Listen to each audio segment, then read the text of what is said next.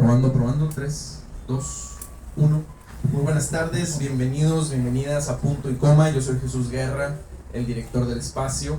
Y como siempre, les agradecemos por estar aquí, por apoyar las artes, la literatura, la cultura en la ciudad de Monterrey. Hoy estamos muy emocionados por regresar a nuestras pláticas, tertulias históricas. Es una rutina, es una tradición que teníamos desde que abrimos aquí el espacio y le habíamos dado algo de pausa, pero hoy regresamos con 3 de nuestros grandes amigos y grandes conocedores de la historia de nuestra ciudad, porque creemos que es muy importante conocer de dónde venimos para saber a dónde vamos.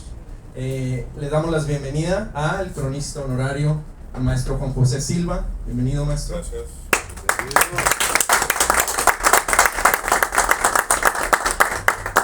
Al escritor Jaime Palacios. Bienvenido, Jaime. Y no puede faltar nuestro querido amigo David Canales. Bienvenido, David. Muchas gracias. Hoy vamos a estar platicando de algunos de los lugares importantes, algunos de los lugares típicos, históricos de nuestra ciudad. Estoy seguro, pues ya podrán adivinar algunos y otros pues, tal vez les sorprenderán. Los dejo entonces en las más que capaces manos de nuestros anfitriones. Gracias.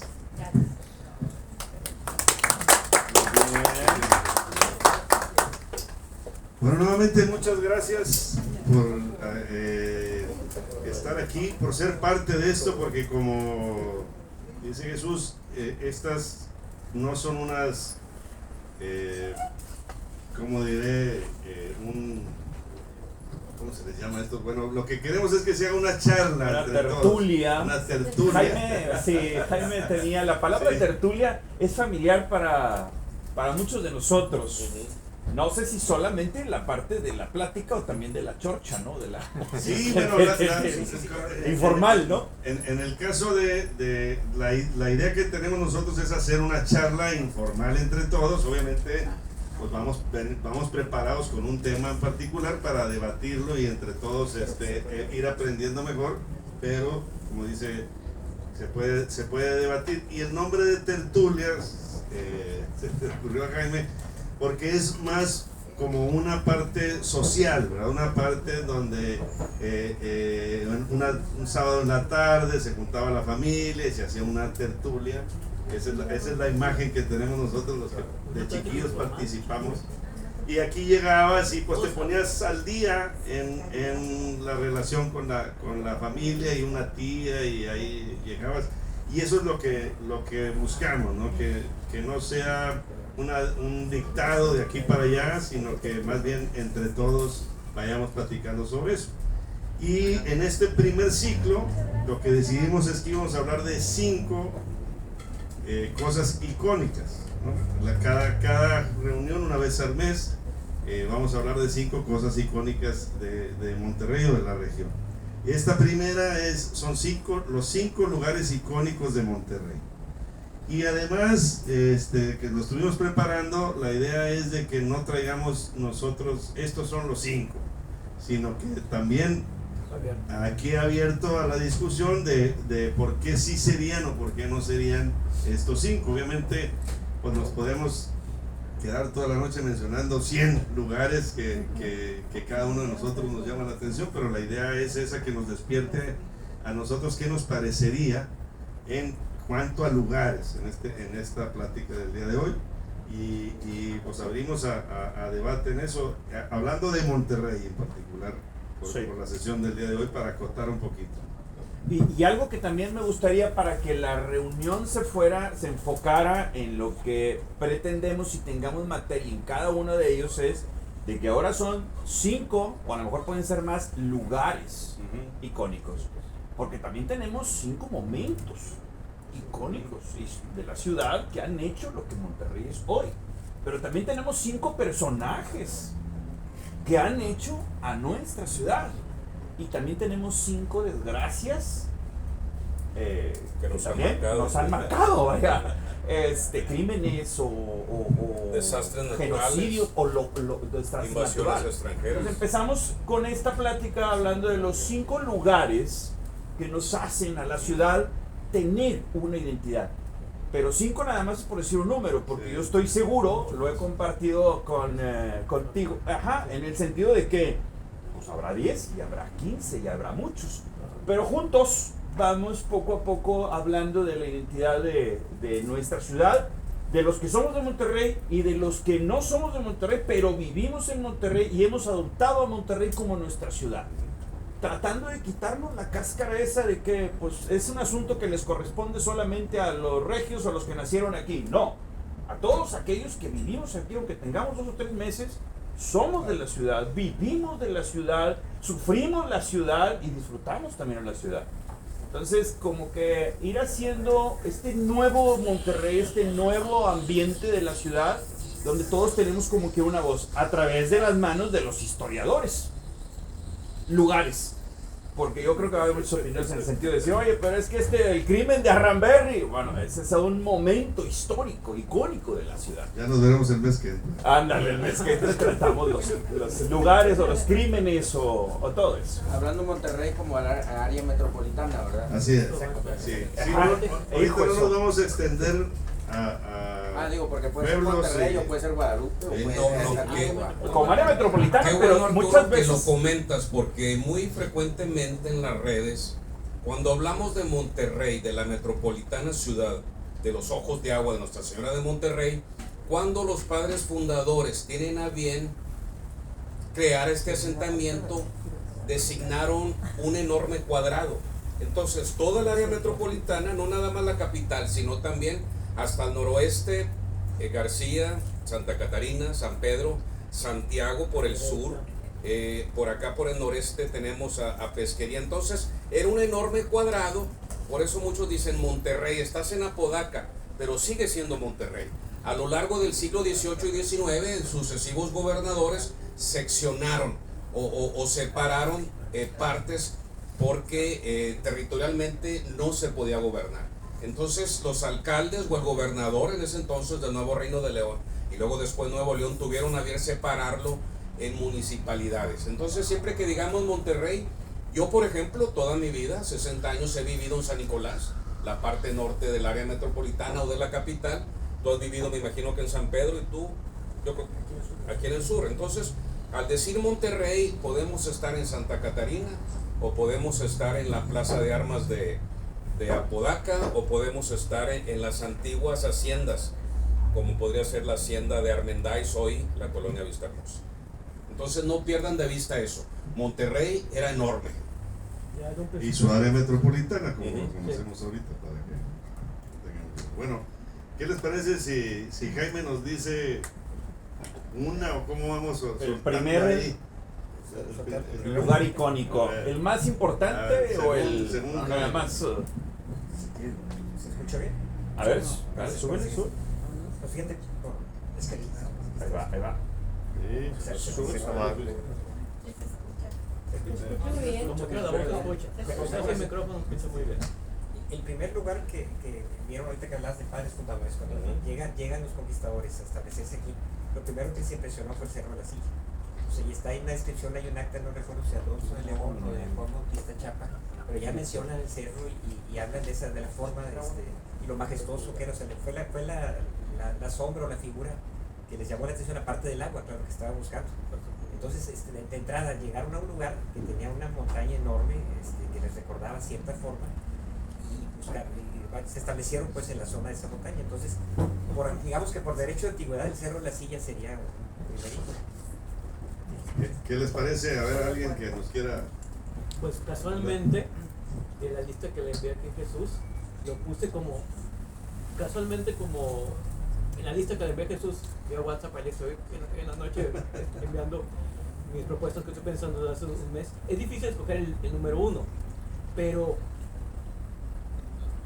el hecho geográfico de qué cautivó a esos inmigrantes a establecerse aquí, pues fue el Cerro de la Silla y el conjunto de montañas que tenemos. Y qué casualidad, lo pueste como número 1 y no fue lo primero que se me vino a la mente. antes que lo humano, lo natural, porque el contexto de valle en el que se sitúa Monterrey y las montañas, pues pregúntale a cualquier persona que venga, cualquier foráneo extranjero. He trabajado con gente de foráneos extranjeros, y lo que más les gusta, lo que más impacta son nuestras montañas, la peculiaridad de la forma. Y es como para mí, yo siempre lo he descrito como un telón de fondo. Viene del norte y ver desde el norte la Sierra Madre al sur, y luego al oriente el Cerro La Silla y el poniente el Cerro Las Mitras, es como un telón de fondo escenográfico espectacular. Sí, suena y sin duda puede ser el primero. Ahorita a ver qué dice más. Está en el escudo de armas de Monterrey, de Nuevo León, perdóname, sí, el escudo de armas del estado de Nuevo León aparece el Cerro La Silla y un arbolito de naranjo. No, es el escudo de armas de Monterrey, de la ciudad, no del estado. De la ciudad. De la ciudad. Es la que nos concede la reina Mariana de Austria en 1656, donde está el famoso flechador del sol. Pero tiene razón, cuando tú vienes por el norte, el sur, el este o el oeste a Monterrey, por ejemplo, cuando vienes desde Mamulique, cuando vienes de Laredo, de Texas, ves a lo lejos, impresionante, se abre el valle. De hecho, el valle de Extremadura, de los Ojos de Agua de Santa Lucía, se abre impresionante. Cuando vienes del oeste, de Saltillo, del Altiplano, se ve, primero ves el cerro. De hecho, es una silla de montar árabe. Acuérdense que los caballos que traían los europeos, portugueses, españoles, eran árabes, eran pequeños. No es hasta el siglo XIX que los franceses traen sus propias cabalgaduras del norte de África y ya son más altos, de ahí van a salir los Mustang, pero eran caballos de pequeña alzada. Y la silla de montar, si tú la ves de oriente a poniente, de norte a sur, ves el estribo y es una silla de montar. Entonces es lo primero que ves. Igual vienes del sur, tú vas a ver la sierra, no es un cerro, es una sierra, la Sierra de la Silla. Entonces lo ves de cualquier punto, o vienes tú por aire, ¿qué es lo primero que ves? Ves un enorme anfiteatro, que son las montañas que rodean a nuestra ciudad. Sí, ese es el primero. Es una figura que nos da identidad, el Cerro de la Silla.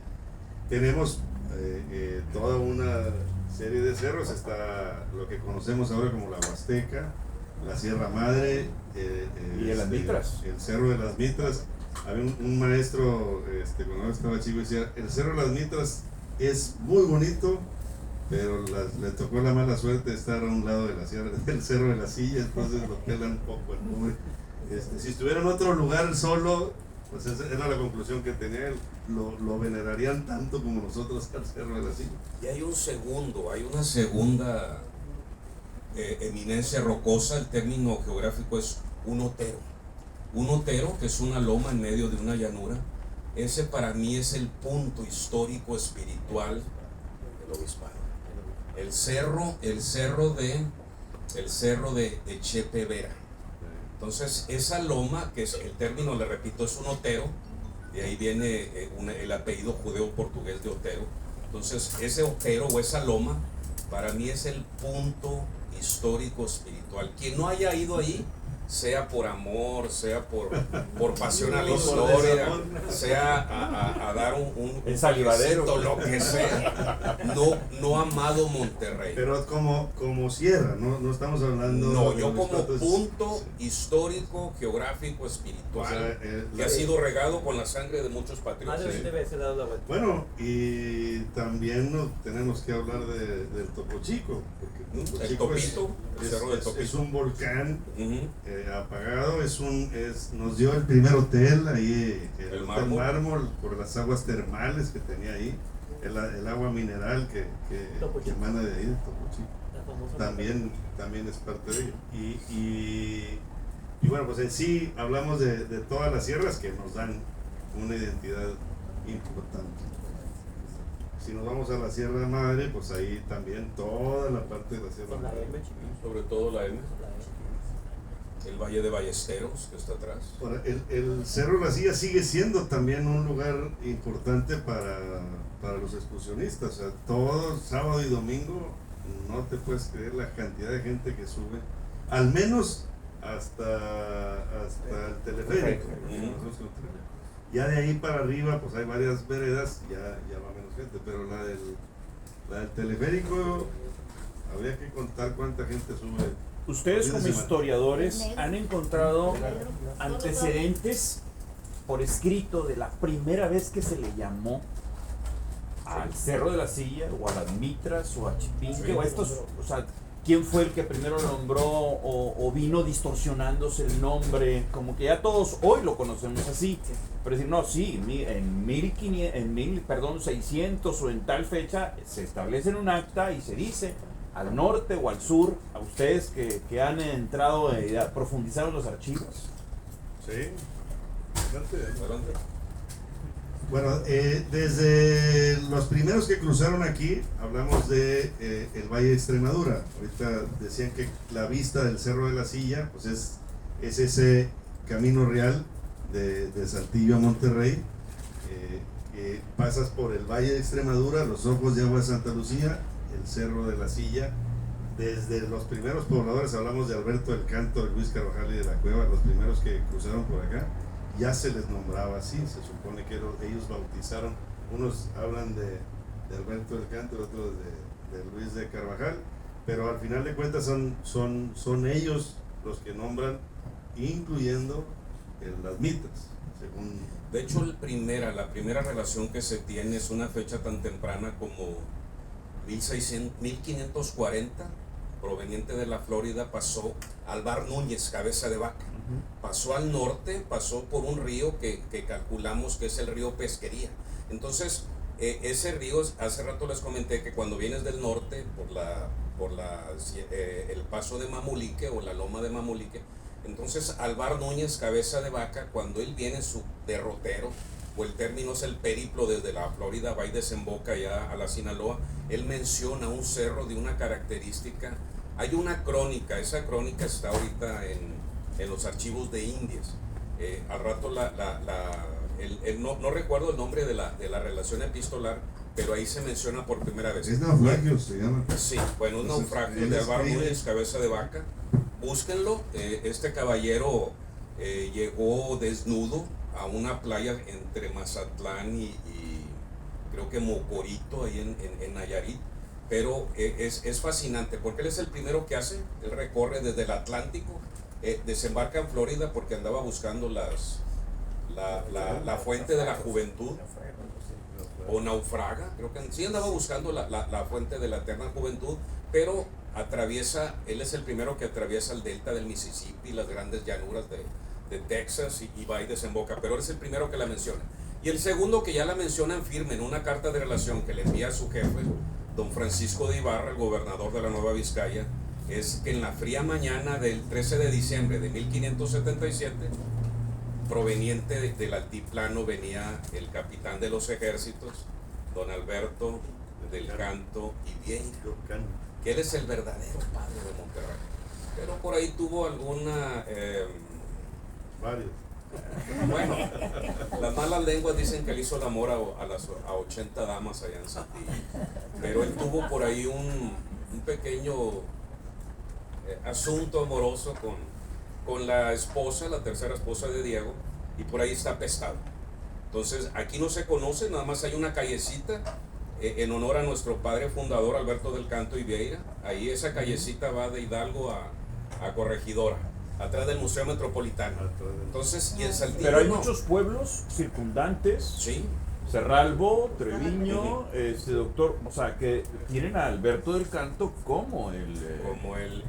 Bueno, ese es en base al documento del Parral. Así es. Tenemos entonces él es el primero. Pleito. Es el hay primero un que lo pleito entre menciona. la Nueva Vizcaya y el Nuevo Reino de León, que pues nos dio mucha lata, o sea, perdimos mucho tiempo los norestenses peleándonos jurisdicciones entre Nueva Vizcaya y Nuevo Reino de León por una, pues como les diré, es una flojera de los españoles y del virrey de decir, bueno, pues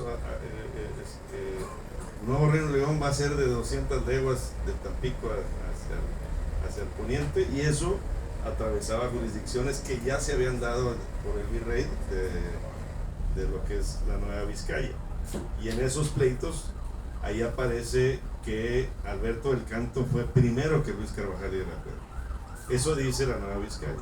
Pero el nuevo Reino de León, por parte de Martín de Zavala, dice, no, el primero fue Luis Carvajal y de la Cueva. Entonces, por eso decía al principio, pues hay que se dice que es Alberto del Canto y hay que se dice que es Luis de Carvajal. Lo que sí es de que a final de cuentas llegó a ser el gobernador del nuevo Reino de León, Luis de Carvajal y de la Cueva, y Alberto del Canto era parte de sus generales en un tiempo después. Entonces, por eso 1594, que pudiera haber pasado primero Luis Carvajal y de la Cueva, 1597, que pudo haber sido la primera vez que pasa Alberto del Canto, pero eso, a final de cuentas, en los documentos es un pleito jurídico entre un reino y otro. Pero creo que en los cerros, como son situaciones naturales, no hay un bautizo formal, ¿verdad? Que se levanta un acta. Es tradición. Se da cuenta que llegó alguien, le puso nombre y se va pasando la voz, gustó y se quedó. Del Cerro de la Silla sí recuerdo, no sé si Alonso León o Juan Bautista Chapa, que venía con Diego de Montemayor, que describen cuando entran al valle y ven la montaña, ¿verdad? Entonces le dice que sí le recordaba una silla, no le está poniendo nombre, sino diciendo la impresión que tuvo al verla. Entonces de ahí pues la tradición le fue dejando los nombres. Pero son nombres puestos por los españoles. Sí.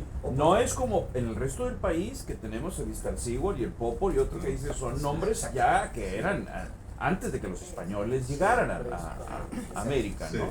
Sí, son nombres hispánicos. Si acaso Huasteca sí es nombre que tiene que ver con una... Chipinque Chipinque también era... Después.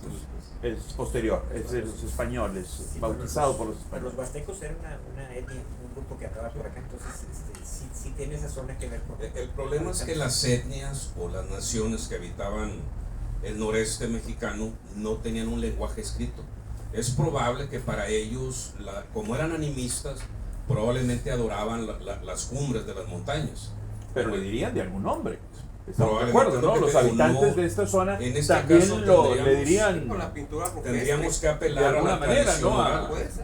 Y los españoles lo enterraron ese nombre. Sí. Porque era la tradición de que los indios de Monterrey flechaban al sol rumbo al Cerro de la Silla. Los indios rayados, que eran las muchas etnias que había. Todas las mañanas esperaban a que fuera a salir el sol y lo flechaban como parte de algún ritual. Al amanecer y al atardecer, entonces está poniendo el sol y los aparece en el otro lado. Acuérdate que simbólicamente querías atrapar la luz en contraposición al miedo a la oscuridad. Pero ya entraríamos, yo creo que ya pasaríamos al tercer lugar icónico. Pero entonces decimos, ponemos al Cerro de la Silla como parte. Vamos a subir mañana todos. Pero yo no diría solo Cerro de la Silla, sino las montañas, ¿no? Como que sí son las montañas el ícono más grande que tenemos como lugar de la ciudad. O sea, como es el anfiteatro. Sí, es un anfiteatro. Sí, como lugar, más que el obispado y más que Santa Lucía y más que... Es primicio, o sea... Espérame, ahorita vemos los... Pero decimos como que el primer lugar... Sí nos gusta que las sierras alrededor de Monterrey, el Cerro de la Silla en particular como... Exacto, de hecho hay otro antecedente, le dicen Monterrey en las ciudades porque el Monterrey, el Monte Real, que era la gran montaña, que era el cerro. O sea, estaban todas, pero el cerro insignia para ellos fue el de la Silla. Tenemos una ciudad hermana en Alemania que es Königsberg, que es también se traduce enteramente como Monterrey. A Kant, que fue el gran filósofo de esa ciudad, lo conoce como el regiomontano, porque viene de una ciudad de cerros. Pero todo eso viene de que hay una montaña en especial que parece castillo, parece corona, ¿verdad? Se ve como majestuosa. Entonces, y las demás pues son como la corte, el Monterrey. Entonces debe el nombre a lo que usted dice, no al conde de Monterrey, don Gaspar de Zúñiga y Acevedo, quinto conde de Monterrey. Sí, ya que se le pone nombre a las tierras, pues empiezan a asignarlas y ahí. Bueno, más bien es una circunstancia que lambisconamente Diego de Montemayor le ponga o la intitule Monterrey en honor al quinto conde, porque pudo haber sido Aranzana o Linares o Atarazana. Y luego es una circunstancia que tengamos unas montañas formidables. Eso es circunstancial. Vaya, sí, sucedieron las dos cosas. Así es. Primero porque para poder fundar una ciudad necesitabas el permiso del rey. Y el único que lo tenía era don Luis Carvajal. Diego de Monterrey no tenía permiso, entonces decide ponerle Monterrey por el conde del virrey, decirle, mira virrey, te puse una ciudad, acepta. Y entonces el virrey primero no, y sí, no, y luego, bueno, pues ya terminó así aceptando esa fundación con el nombre de Monterrey, por el conde, pero era, o sea, coincidieron las dos cosas. Es circunstancial, no fue...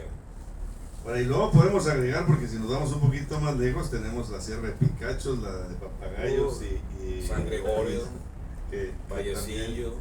Para todos lados hay. De hecho, hay una situación, nada más para cerrar, o si gustan ustedes poner algo más. Saben que cada cierto tiempo nos cae un huracán a nosotros acá, que ni playa tenemos. Y es muy importante porque de Matamoros, un poquito más arriba, hasta Tampico, toda esa costa, no hay sierras ahí, es un valle que se rompe con Picachos. O sea, Picachos es nuestra última sierra hacia el Golfo de México. Entonces, todas las huracanes que se forman en esa parte del Golfo de México, entran por ahí, van a terminar chocando con Picachos y sacándole la vuelta entre Picachos y Papagayos, guiado por el Cerro de la Silla y por el Cerro de las Mitras y la Sierra Madre, termina rompiendo en la Huasteca, como algo natural que tenemos, pues se me va el nombre, pero creo que son 20 huracanes desde que se fundó Monterrey, que están registrados, porque anteriormente pues pasaba lo mismo, pero regresamos a que no teníamos historia escrita, y además no pelamos a los nativos de aquí para que nos contaran, pero a partir del primero de 1611, junio de 1611, que tuvo que hacer cambios la ciudad, y que entonces pudiera ser que se dijera que era la cuarta fundación. O sea, se funda por tercera vez en los Ojos de Agua de Santa Lucía, y luego tiene que repoblarse más arriba. Bueno, es que en realidad son 3 fundaciones y 2 repueblos. Y eso es por el primer huracán que pudimos registrar nosotros. Pero lo que quiero decir es que esas sierras están aquí por algo, ¿verdad? La naturaleza obró para que así sucediera, y luego rompe en lo que ahora conocemos como la Huasteca, y se regresa otra vez por el río Santa Catarina, que pues también nos ha dado muchos estragos. Pero si quieren, pues cerramos esta primera punto. ¿Sí? El segundo. A ver, avientes el segundo. Fíjate que hice una lista muy larga y revuelta, porque lo que veo es que los lugares icónicos han ido cambiando por épocas. Si tú ves los folletos de turismo de hace 40 años, ya no promueven lo que se promueve ahorita de Monterrey. Si acaso el Cerro de las Sillas, es el base, pero antes se le hacía mucha publicidad a la Cola de Caballo, por ejemplo. Ahorita ya se considera como un lugar fuera de Monterrey. Pues están los Ojos de Santa Lucía, ha crecido, hay demasiadas cosas que promover como para mandar al turista a la Cola de Caballo. Ya se volvió un lugar secundario. Los Ojos de Santa Lucía, en el siglo XIX era el sitio y hasta la gente pescaba ahí, había camarón, sí. Los Ojos de Agua de Santa Lucía. Pero ese luego se acabó, ahora se restaura, pero de manera artificial. Entonces, si ves, por ejemplo, las postales que había, no sé, cuando estaba aquí la oficina de correos en el TEC, por ejemplo, que ahí siempre había venta de postales para estudiantes foráneos, ponían la calzada Madero, ponían el arco de la Revolución, ponían la Cola de Caballo, la Casa de la Cultura también, la antigua estación de estación. Y ahora pues con tanto rascacielos, como que dices, ya no hay que poner, hay otros paisajes, otras imágenes. Pero, por ejemplo, un criterio pudiera ser el escudo, que lo menciona, el escudo de Monterrey o de Nuevo León. Está una industria. Como parte del escudo, y hay una que no te dicen cuál, pero sí es cierto, pues provoca mucho. Las chimeneas. La chimenea, el número 1. Y lo que queda de antiguo es la fundidora y la cervecería, las originales. Entonces, quizás si le hiciéramos caso al escudo, bueno, pues un segundo pudiera ser algo industrial, sí. Entonces, considerar que Fundidora sea un lugar icónico, De hecho. como lo que fue, y luego lo que se convirtió ahora en el Parque Fundidora, que también pues, es un punto de referencia para los visitantes también. La Fundidora, ahorita nos platican, pero pues, se conocía como la maestranza, o sea, es donde se aprendía a trabajar en su tiempo. Si quieres platicar un poquito ahí de la historia de... Las tres grandes, por favor, Yo creo que más que la fundidora, yo diría cervecería. La cervecería. La cervecería para mí sería el puntal. De ahí se deriva. Y antes de la cervecería, las tenerías, que todavía está... Bueno, pero antes de las tenerías, los hilados. Sí. Pero aquí hablando de entre cervecería y fundidora, para mí la parte de la industria pesada, en donde Monterrey fue el que acaparó, porque Monterrey no tenía las materias primas aquí para fundir. Estaba Monclova, estaba Lampazos, otros lugares, y que aquí se pusiera bueno, 4 industrias pesadas, hubo 4 fundiciones. Creo que bueno, nos atrae mucho la parte de la cerveza, pero creo que la industria pesada, lo que significó el acero, y que fue la número 1 de México en un tiempo, o sea, de América Latina, pero hablando para el país, ya para cuando se cerró, perdón, pues ya teníamos ahí Altos Hornos, sí, teníamos allá las truchas, pero en un tiempo fue la primera de México, y como vemos, o sea, que se nombre como donde se educó la gente a trabajar. Ahorita que mencionas que no teníamos materia prima, salvo el agua, cuando están las negociaciones allá en el otoño de 1899, Bernardo Reyes, que por cierto no, 3 grandes hombres, al igual que 3 grandes mujeres públicas, ellos son de Guadalajara. Hay una relación histórica sanguínea con Guadalajara y Monterrey. Entonces, cuando están las negociaciones, Bernardo Reyes, general, entabla con 3 de los grandes accionistas, León Signoret, francés, Eugene Kelly, de Nueva York, y hay un español que representaba a los catalanes. ¿No recuerdas? No era León Signoret. Bueno, ahorita les digo el nombre. El caso es que León Signoret, como todo buen europeo, dice, pero si en Monterrey no hay nada, no hay materia prima, no hay carbón de piedra, no hay hierro, no hay piedra caliza. Bueno, piedra caliza tenemos mucha. Y hay una respuesta que para mí se me hace inmensa, a 120 años de distancia. Voltea a Bernardo Reyes y con su calma le dice, no tenemos materias primas, mas sin embargo tenemos voluntad. Entonces ahí está todo, o sea, tenemos la voluntad. Y obviamente el proceso para hacer el acero en ese entonces, todavía nos invertaba el horno Bessemer, que es de electricidad, y teníamos algo que no tuvieron ni Monclova ni Saltillo, agua. Obviamente pasamos ahorita una gran sequía, que es cíclica, todo es cíclico. Aquí no tiene nada que ver el calentamiento ni cosas como eso, sino son ciclos. Entonces, cuando comienza la fundidora, tiene razón. Siempre que ustedes, o bueno, los que estamos ya más viejos, que nos subimos al ferrocarril, a donde fuera, Tampico, a México, el Regiomontano, la Marrana.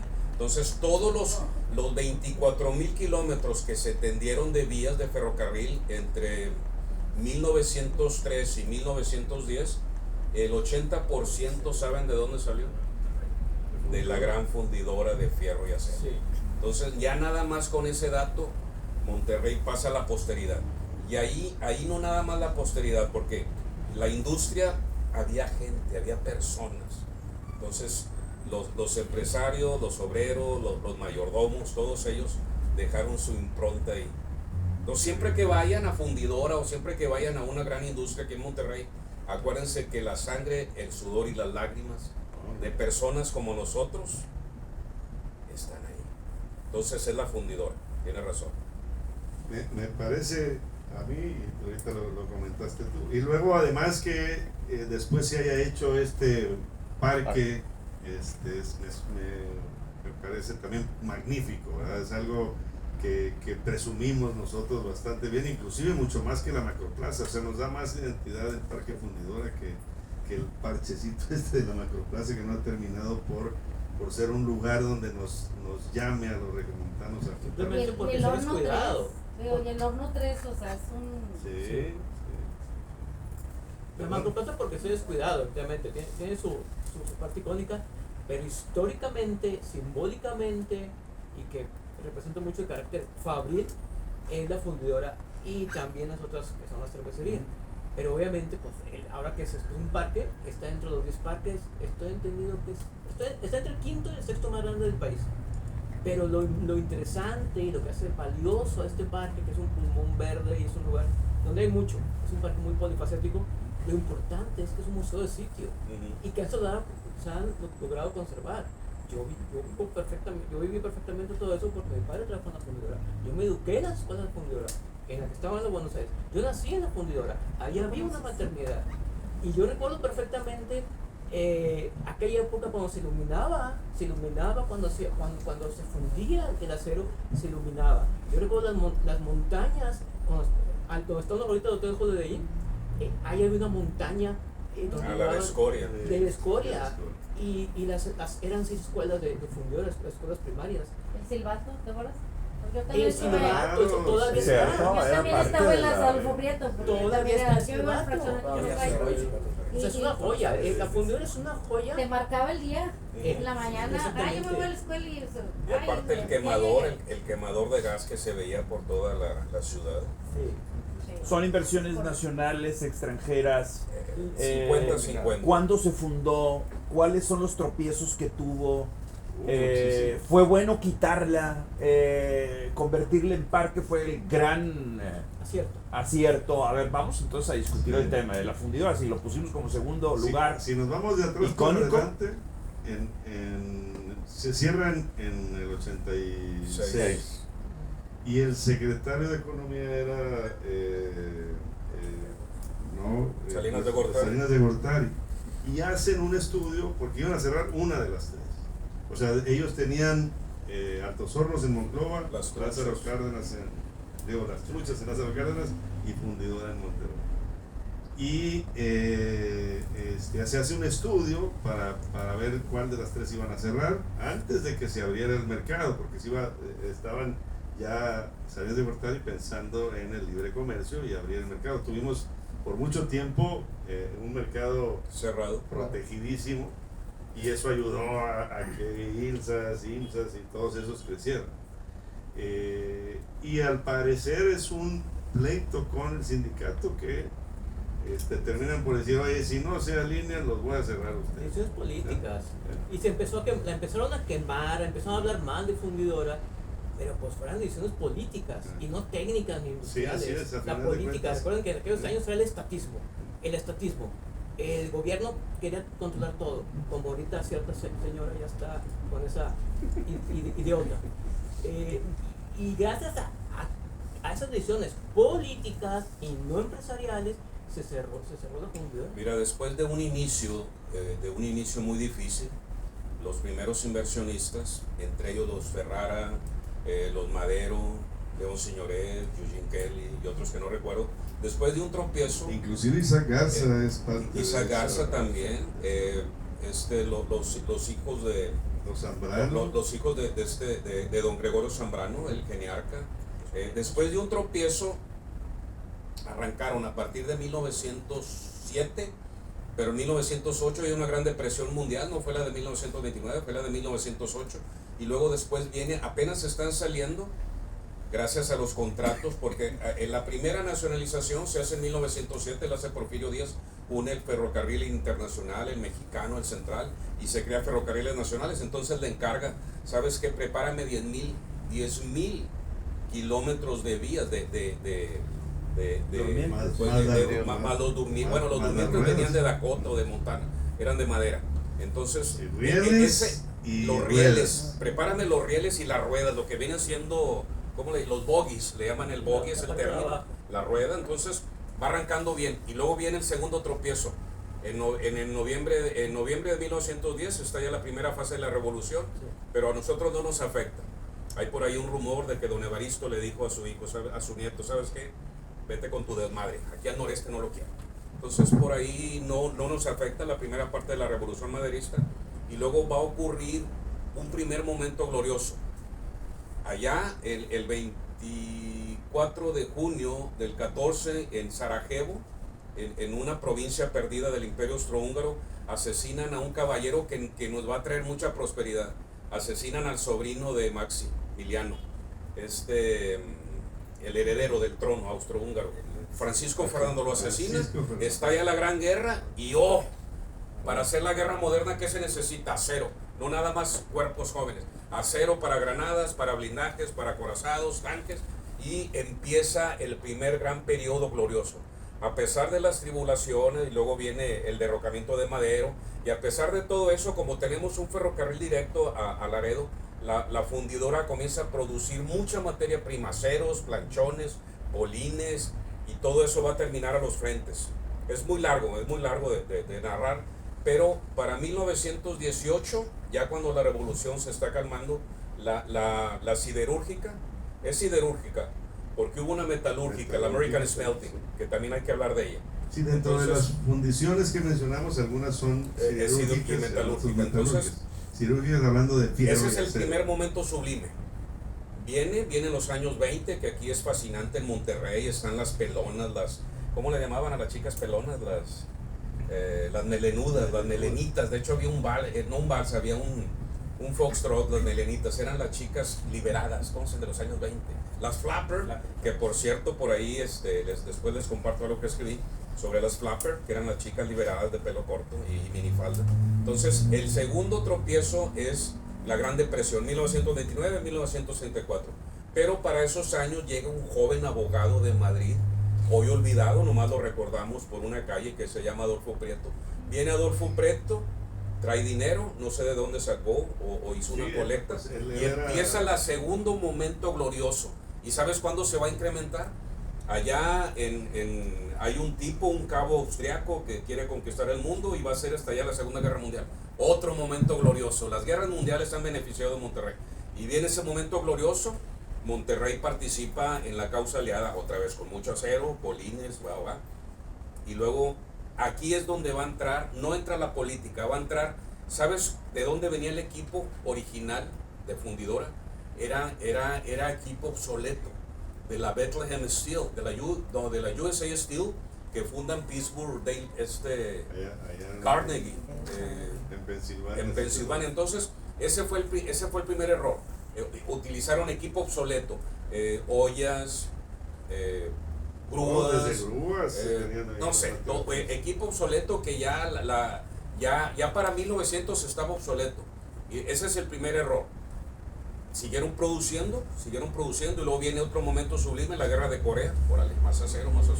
Y luego viene la guerra de Vietnam, y en la guerra de Vietnam los accionistas dicen, vamos a hacer algo para incrementar la producción. No sabemos cuánto va a durar la guerra, pero hay que aprovechar la marea.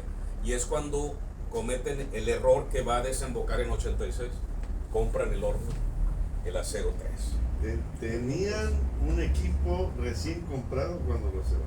Sí. No lo echaron a volar. Y ese entonces fundidora estaba pero la decisión del cierre realmente es una política, cuestión, sí. Pero también venía mal fundidora, venía mal con sindicatos, traían problemas también económicos, y luego viene una decisión política, como que hay la decisión política también estaba en el área metropolitana y venían como que muchas cosas a decir, oye, son empresas que tienen que retirarse de la... Era contaminante. ¿Sabes cuál es el error? Hay cosas buenas y cosas malas. Adolfo Prieto y la Junta de Accionistas le dicen al Exim-Bank, necesito $200 millones a 12.50. Sí, le dice el Exim-Bank, sí te los presto, pero quiero una garantía. Y esa garantía nada más, ¿sabes quién la da? El gobierno federal. Y el gobierno federal, que entonces el secretario de Economía era aquel Ortiz, ¿te acuerdas? El del milagro mexicano. Ortiz Mena, gracias. Ortiz Mena dice, sí, yo te doy el aval, el gobierno federal, pero me vas a hacer accionista. Ah, cabrón, ¿cómo? Digo, sí, yo te doy el aval, yo arrimo el hombro, pero me vas a dar el 25% de las acciones de fundidora por adelantado. Y Adolfo Prieto, porque él decía, la guerra, ¿cuánto va a durar? 1 año, 2 años, 3 años, no sé. Entonces, ese es el error de Adolfo Prieto. Adolfo Prieto era músico. No, ese es el sobrino. Claro, pero también sí. tío. Bueno, no sabía. No, la historia de Adolfo Prieto era filósofo y maestro de escuela. Bueno, entonces, ese es el error. El Eximan dijo, sí, ahí te van 200 millones. Arrancan el horno 3, era lo más avanzado, hornos Bessemer eléctrico, de arco eléctrico. Y caput. ¿Qué pasó con Echeverría? La primera gran devaluación en 25 años. Y los 200 millones, ¿sabes cuánto se hizo? 1,000 millones. Entonces ahí está. Ahí está. No, lo demás es leyenda urbana. Pero tienes también razón, se hablaba mucho del sindicato, se hablaba mucho de los accidentes dentro de son la muchos fundidora. factores, pero ese No es solo principal. el político. Político, Y el economía, el económico que estaba rondando, y luego y también ya había presión en la comunidad, el ecológico de comunidades, Sí, y las la empresas, El polvo. ándale, era una fuente contaminante, El como error a de lo mejor Adolfo hoy lo Prieto es. fue ese. Debió de haber acercado a la iniciativa privada, a fondos privados. El error fue que dijo, sí, el gobierno federal apoya, me mete el hombro. Y al cabo yo te lo pago. Ese socio. Sí, sí. Es muy difícil. Hay un tiempo a principios del siglo pasado que contratan a un fotógrafo, y hay un libro ahí sobre Guillermo las Calvo. fotografías. O Sí, Guillermo Calvo. No, el abuelo de Felipe Montes, ¿no? El abuelo de Pepe, ya está ¿Dónde Pepe. está? Espino Barro. Ah, Espino Barro, ¿cierto? Bueno, el primero es Guillermo Calvo, que deja... Guillermo Calvo lo hace a principios del siglo, lo contratan, todavía no existía Frida. no, nace... No, ya había nacido. Todavía no nació. No. Y son unas fotografías fregoncísimas que los encontraron de casualidad ahí en el archivo hace no mucho. Y marca cómo estaba la fundidora, enorme, todos los equipos que tenía, inclusive tenía habitaciones para los gerentes, bueno, era una ciudad ahí en fundidora a principios del siglo pasado, o sea, es un monstruo a nivel mundial, ¿no? O sea, era una planta importantísima. En ese tiempo estaba territorialmente en el área que hoy conocemos, Sí. o era más grande y se redujo, No. o ahora han Pero ido era un expropiando poco más terrenos grande. adicionales. Por ejemplo, el Parque España era parte de fundidora. Y se llama Parque España porque al final lo dona Adolfo Prieto, que había nacido en Su casa de España. retiro. Y hacen la colonia de Buenos Aires. Y la fraccionamiento colonia de Buenos Aires, bueno, la colonia moderna también Sí. era parte de O fundidora. sea, en lugar de ir fueron tornándose. reduciéndose en lugar de Ajá. ampliarse. El personaje de Adolfo Prieto es bien interesante, como que rompe el molde de los empresarios en Monterrey. La familia de él eran accionistas, llegaron a ser mayoritarios de fundidor, los Y Prieto. nunca vivió en Monterrey, vivió en Ciudad de México. Él se dedicaba, era maestro de filosofía y educador. El asunto del dinero de empresas no le gustaba. Hay una crisis, no hay más en la familia, requieren a alguien que se venga de España a Monterrey y por dedazo familiar lo mandan. Entonces viene medio a disgusto a la ciudad y dejó un plan social único, o sea, incluso superó a cervecería en muchos aspectos. Las escuelas Adolfo Prieto, ahorita que lo mencionabas, por ejemplo, llegaron a tener un nivel educativo y un sistema educativo mejor que las escuelas particulares, colegios particulares que tenía Monterrey en su momento. O sea, un nivel muy alto, aparte del sistema de salud que tenían. Bueno, tal vez se le compara a la mía, el Colegio La Salle, para hijos de obreros, de cervecería. Bueno, y tú ves en la escuela Adolfo Prieto, un poquito ahí. Ahora su centro de cultura, Hay mucho que se le pudiera sacar más provecho, pero bueno, algún día yo O creo sea, que están en la ¿no? fundidora, que Sí. son Pero eran varios, una escuela de arte. Eran 6. Yo estaba en la unidad 3, recuerdo perfectamente que estaba en el fraccionamiento de Buenos Aires, pintadas de verde con blanco. El uniforme era verde. Ahí estaba yo blanco. también. ¿Qué año? Se copiaban. 7682. 7682. Yo estuve 7480. Bueno, alguien que quiera Ahí comentar un andamos en el poquito de la patio. historia de fundidora que les haya pasado, que fueron al parque, Y la refinería de metales no ferrosos, esa no tiene nada que ver. No tiene nada que ver, es otra industria. Es No, otra eso es industria. aparte. Aparte. Parte de las que conocemos como empresas fundidoras, pero eran diferentes. Peñoles, por ejemplo, Peñoles es la que ahora es céntrica, ¿no? Peñoles, no, esa era la Zarco. Peñoles es donde está ese también es otra, donde está el Museo de la Fama de béisbol, eso es Peñoles, y donde está Ginequito, todo. Eran empresas diferentes, pero también la que está en Torreón también. La Zarco, que por cierto la Zarco era de Benjamin y de Daniel Guggenheim, y Benjamin Guggenheim muere en el Titanic. Es el que le dice a su el papá de Peggy, ¿no? El papá de Peggy Guggenheim, es el que le dice a su valet: Gilio, tráeme mi frac porque un caballero debe de morir bien vestido. Él anduvo por aquí en Monterrey, Benjamin, y se hundió en el Titanic. Entonces yo creo que deberíamos de pasar al 3. Entonces ya del 2 Sí. terminamos con Fundidora. Hay un tercero que para mí, acuérdense que los europeos conquistaban con la espada y con la fe. Para mí el tercero tiene que ver con la fe, y es la Metropolitana Catedral de Monterrey. Ahí está. Ese para mí sería el tercer ícono regio, la Catedral Metropolitana. Más que el obispado. Más que el obispado. Y más que yo me preocuparía más por Roble. Bueno, es que Monterrey, si hablamos Monterrey de tiene una espiritualidad, catedral metropolitana, tiene una basílica mayor que es el Roble y tiene dos menores, la de la Purísima y la de Guadalupe, ahí en la Indepe. Sí, pero la figura de la Virgen del Roble, para mí, contra te la repito, catedral la catedral. Y más que Palacio de Gobierno. Más que no, Palacio. hablamos ahorita de religiosidad. Vamos sí, a poner por ahí la fe, por la espada y por la fe. Entonces, Pues ahí tenemos 3: El obispado. el obispado, la catedral y el Roble, que levantaría la mano como el Roble por sí son solo es importantes. bellísima por dentro. Pero Pero también además la tiene mucha historia del identidad, roble. la identidad es la historia de la Virgen que apareció en un roble, que le da identidad más propia que la misma catedral. Sí. Ahorita ya esa Virgen Bueno, negra y a tal todo eso, grado, pero es Hace 50 años se decía que así como hay a las niñas les ponen Guadalupe en la Ciudad de México, aquí les ponían Roble a las niñas. Ajá, sí. y en su momento fue la torre más alta, y ese estilo medio románico, medio renacentista le daba mucho carácter. Santa María la Mayor. Pero Exactamente. platícanos de la catedral para entender un poquito más. Por historia, por premisa. Siempre, Es que no fue catedral. no, fue templo parroquial. Siempre que los españoles, siempre que sean fundación de una villa, de un pueblo, de una ciudad, seguían una tradición romana. La tradición romana, y que a su vez era una tradición etrusca. Roma tiene orígenes etruscos. Nosotros le debemos a Roma lo que Roma le debe a los etruscos. Los padres fundadores de Roma eran los etruscos, Rómulo y Remo, que están amamantando en la loba capitolina. Entonces, los augures o los sacerdotes, los lúcumos etruscos, ellos fijaron un cuadrado, y al oriente, al este, donde nace el Padre Sol, ahí ese es el poder eterno. Ahí va a estar el templo parroquial, iba a estar la catedral, iba a estar la capilla.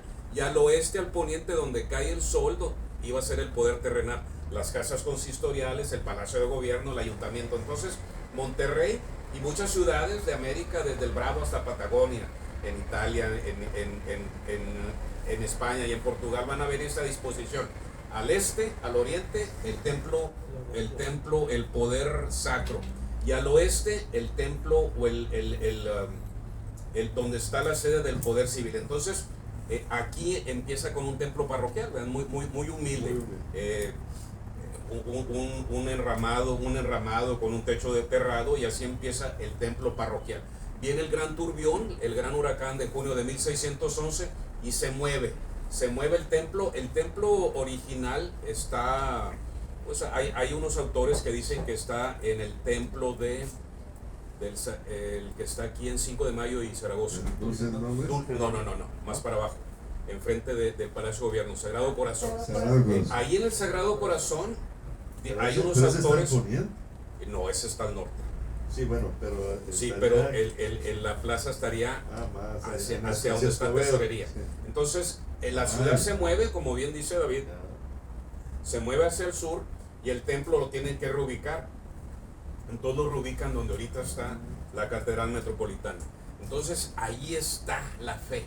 Y luego un momento sublime, ¿sabes cuál es? Diciembre de 1777, 1 de diciembre. ¿Qué pasa ese año y ese día? Me perdí porque estaba acordándonos que se erige, ese momento sublime, ¿sabes cuál es? Se erige el obispado de Linares. Pero Monterrey y Saltillo, cuando viene el oidor real, porque para ser una diócesis tenía que haber todo un proceso.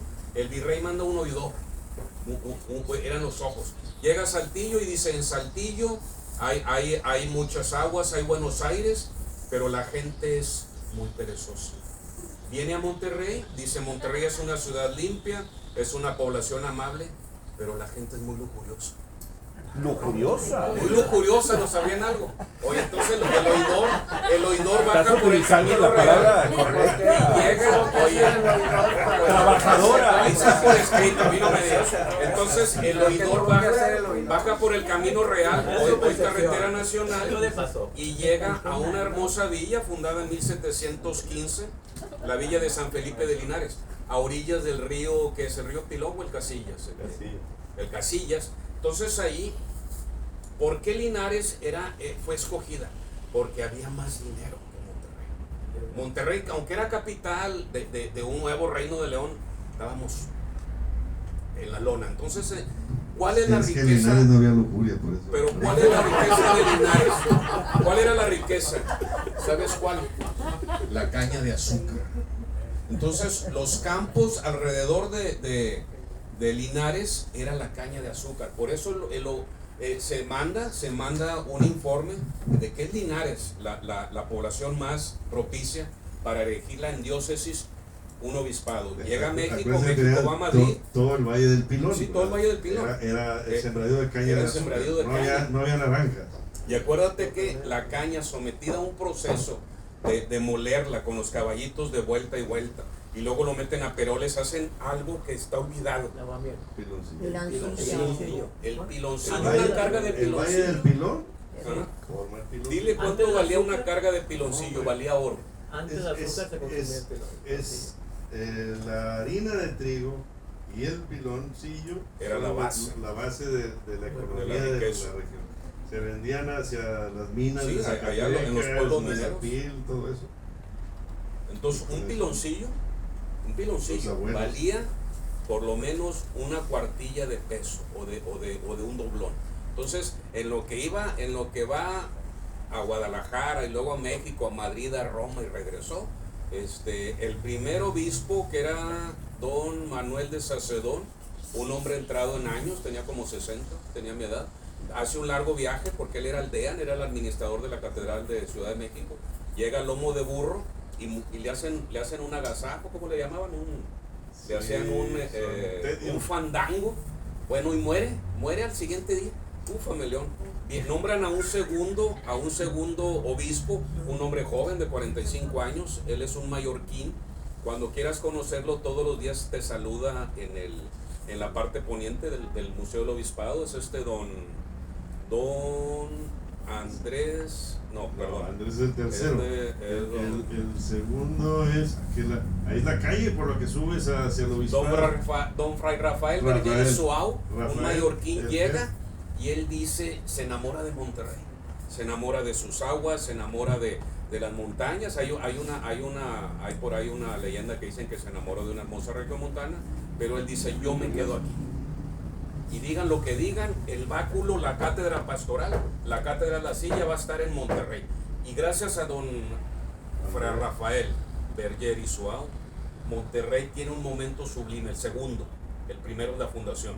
Entonces, acuérdense que una diócesis recaudaba dinero, mucho dinero, y es cuando Monterrey empieza a levantarse. Y aparte, platícales del Colegio de Propaganda Fide, la institución más grande de educación superior en el noreste. Sí, al momento en donde el obispo, el segundo obispo, el primero que hace función, decide no trasladarse a Linares, dice mejor que sea Monterrey. En ese entonces, Saltillo, Monterrey y Linares no había mucha diferencia. pero viene el obispo con la lana y con las obras también, entre ellas la de la educación, y ya empieza Monterrey a hacerse un centro más importante, y empiezan los pleitos buenos, digo yo, de Linares y Saltillo, porque eso es algo que nos hizo crecer a los tres. Siempre hubo esa rivalidad de orgullo, ¿no? O sea, Monterrey puso un casino y Linares pone su casino, y Saltillo pone su casino. Y a ver, no, nosotros somos más, y inclusive más adelante cuando Vidaurri quiere unir Saltillo, es el primero que dice, no, yo no quiero. Entonces se vuelve una rivalidad que duró tiempo, porque inclusive este segundo obispo no recibió de parte de la curia la aceptación de que Monterrey iba a ser. Hasta el tercero, Andrés Ambrosio, es el que recibe eso, y entonces es donde se pueden hacer ya las escuelas aquí, porque ya se establece el obispado en Monterrey. Este obispado lo peleó desde Luis Carvajal y de la Cueva. O sea, Luis Carvajal de la Cueva quería un obispo para el Nuevo Reino de León y nunca se lo conceden. Todos dependíamos del obispo de Guadalajara. Inclusive todavía si buscas en archivos algunos papeles tienes que irte a Guadalajara, porque allí están esos archivos. Aquí no teníamos obispo, venía cada 10 años. Por eso de ahí la frase, cada visita de obispo. Entonces, acuérdense que los clérigos eran hombres enciclopédicos de gran capacidad intelectual, pero muy progresistas. Entonces don Fray Rafael Berger y Suau, él establece el primer hospital moderno, que es el Hospital de Nuestra Señora del Rosario, hoy la Casa del Campesino. Establece que las acequias sean limpiadas, porque ya se sabía que el agua sucia te producía disentería, enfermedades, cólera, el cólera morbus. Y luego dice, aquí en Monterrey no hay educación. Tú tenías que ir a Guadalajara o a Ciudad de México si tú quieres que tus hijos tuvieran una educación superior. Entonces él establece lo que durante casi 100 años fue la única institución superior de educación para todo el mundo, no nada más para los criollos. Era el Colegio de Propaganda Fide, que si existiera estaría donde ahorita está la escultura al obrero, en Padre Mier y Zaragoza.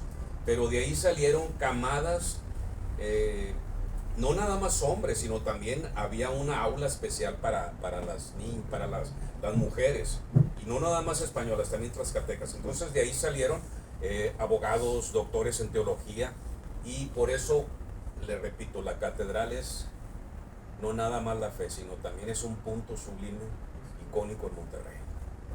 A ver que nos platique Jaime. Estaba pensando más bien en la definición de lo icónico.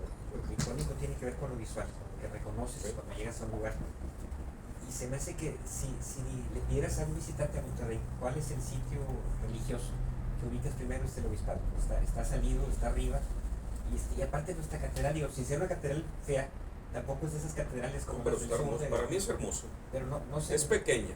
Sí, pero no competiría contra las barrocas enormes de Morelia, de Oaxaca. No, pero no por eso vamos a dejar de amarla.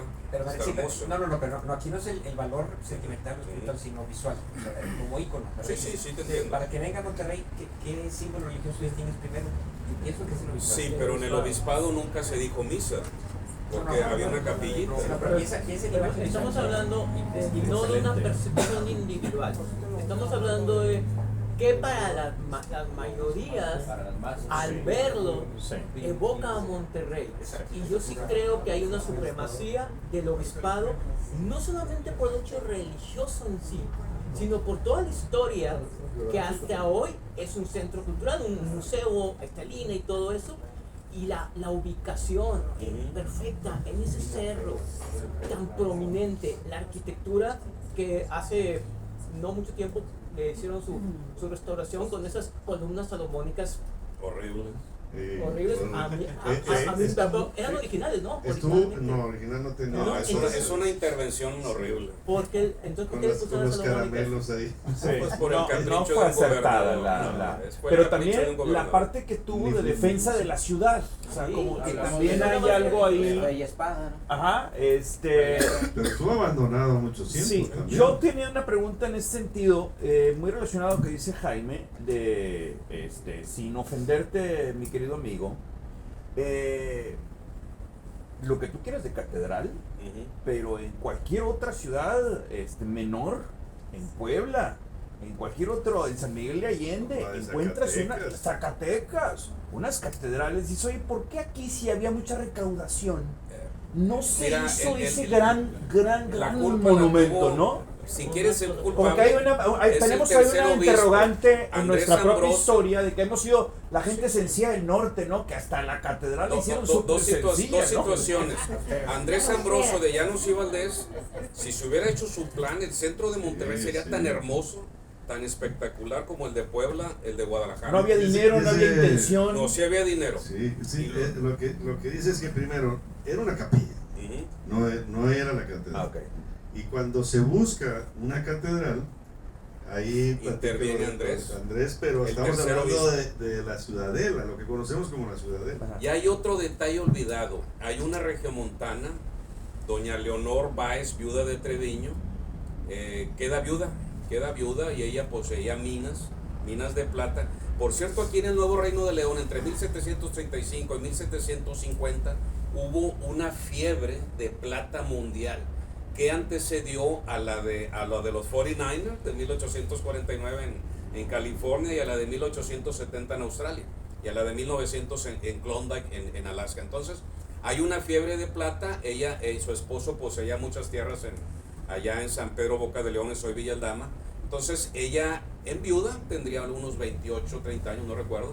Y aquí va a haber algo que tiene que ver con que la Catedral de Monterrey no sea monumental. Viene un caballero de Saltillo, un comerciante, que se apellidaba creo que Landín, ¿no lo has oído? No. Un comerciante peninsular. Viene a Monterrey y obviamente pues se lambió el bigote cuando escuchó hablar de una hermosa viuda con mucho dinero. ¿Qué crees que pasó? La corteja, se casa, pero le dice, vámonos allá, mi amor, vámonos a la villa de Santiago del Saltillo, allá tengo posesiones y aparte el clima de Saltillo es mucho más sano que el de Monterrey. Y ella en un mal momento dice que sí. ¿Y sabes qué pasó? El dinero que le iba a invertir a la Catedral de Monterrey, ¿sabes dónde está? Allá. En la Catedral de Santiago del Saltillo. Por eso cuando vayan a la Catedral de Santiago del Saltillo, enójense, porque esa hermosa catedral debió de estar en Monterrey. Y doña Leonor Báez, viuda de Treviño, en mal momento se enamora de un saltillero. Pero esa es la verdad. Por eso si quieren saber por qué tenemos esa catedral, porque el dinero, el oro la plata que le mete allá doña Leonor Báez de Treviño está en Saltillo. Y es algo muy humano. Vamos por mi parte. Bueno, estamos en el tercer. Y a mí no me dejaron ni hablar del roble.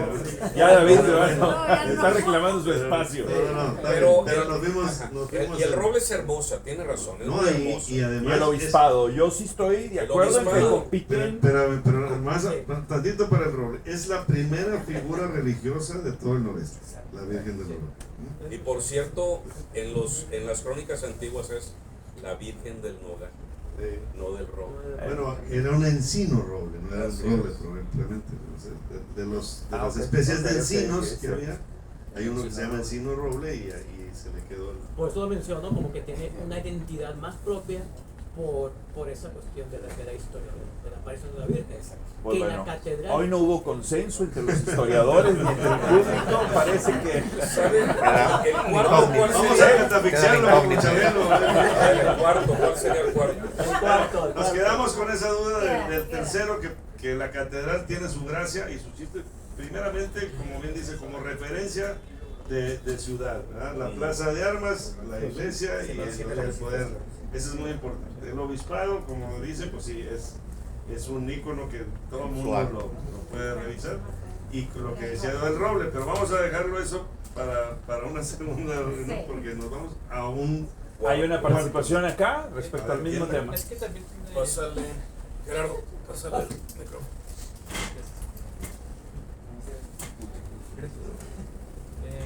también. Hola. Ya. También creo que no mencionaron el convento franciscano, que pues viene igual en el escudo. Sí, también. Para meter también la parte del patrimonio Claro, perdido. ya y no eso. está. Pero a lo mejor también no. Ya no, pero... Estamos hablando de los que todavía existen. Ok. Sí. Bueno, entre el eso es muy importante porque es el primer convento que se hace aquí. Tiene razón, porque Es el convento de San Andrés, iglesia de San Francisco. Y ahí además estaban enterrados los dos Diegos. Los dos Diegos. Pero tiene razón, ahí en ese, es que lo correcto es el convento franciscano de San Andrés.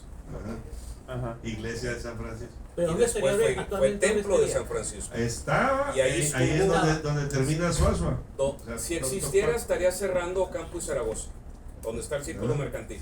Pero del círculo hacia la Plaza Zaragoza. el nuevo Palacio Municipal. Hacia acá. O sea, esa parte de... Pero ya no existe, ese es el asunto. Ajá. Sí existe en las crónicas y en el escudo, pero tiene ok, razón, como porque el sitio ahí no. ese fue un faro de luz, Sí, un faro de fe, sí. porque ahí estuvo ahorita que me acuerdo, estuvo la primera ubicación del Colegio de Propaganda Fide, y de ese templo o de ese convento salieron franciscanos, dominicos, a lugares tan lejanos como Nachitoches y Nacogdoches, en el límite entre la Texas española y la Luisiana francesa. Buenísima aportación. Y ahí además se daba el plato de Don Agustín, cuando nos quedamos